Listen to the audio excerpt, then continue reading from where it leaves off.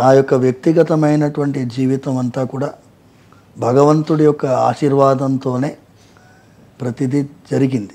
ఎందుకంటే మేమందరం ఏమనుకుంటాము అంటే స్వామివారి అర్చక వంశంలో పుట్టాము అంటే ఆయన సేవ కోసమే పుట్టాము అని అనుకుంటాం. అయితే మా తాతగారు ఒక మాట చెప్పారు. తాతగారు ఏమన్నారు అంటే వెంకట రాఘవాచార్యులు గారు ఆయన పేరు, చిలుకూరు స్వామివారి అర్చక వంశంలో ఆయన ఇప్పుడు లేరు, 1990లో పరమపదించారు. ఆయన ఏమన్నారంటే ప్రస్తుత పరిస్థితుల్లో వేదాధ్యయనం ఆగమం అట్ ద సేమ్ టైం ఈ ఆంగ్ల భాష మాట్లాడేటటువంటి ఈ విద్య కూడా నేర్చుకుంటేనే సమాజంలో మనం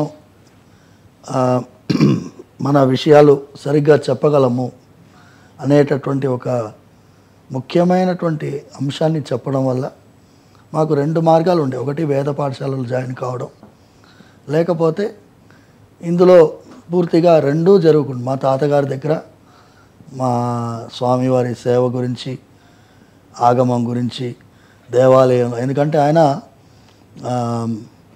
ఎండోమెంట్స్ డిపార్ట్మెంట్లో ఈ వాజ్ మెంబర్ ఆగమ అడ్వైజరీ బోర్డులో వెంకట రాఘవాచార్య గారు.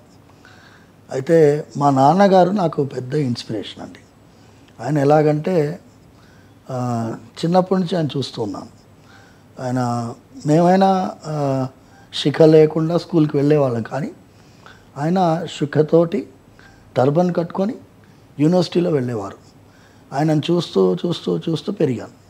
ఆయన ఏ విధమైనటువంటి డ్రెస్ కోడ్, ఎక్కడైతే ఎలా ఉండాలో అలా ఉండి సంప్రదాయబద్ధమైనటువంటి ఒక వేషధారణలో ఆయన స్వామివారి సేవలో ఉండేవారు. అట్ ద సేమ్ టైం యూనివర్సిటీలో ప్రొఫెసర్ ఆఫ్ కామర్స్ అయ్యి రిజిస్ట్రార్ ఆఫ్ యూనివర్సిటీ వరకు వెళ్ళారు. ఆయన యూనివర్సిటీలో ఎలా ఉండేది అంటే he was a trouble shooter.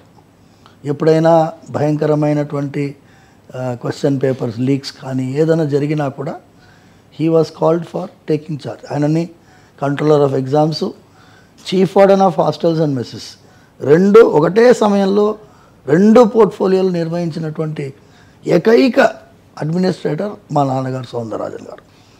ఆయనను చూసి చాలా నేర్చుకున్నాను నేను. అలాగే దేవాలయాల పరిరక్షణ వరకు నేను బయోమెడికల్ ఇంజనీరింగ్ చేసినా కూడా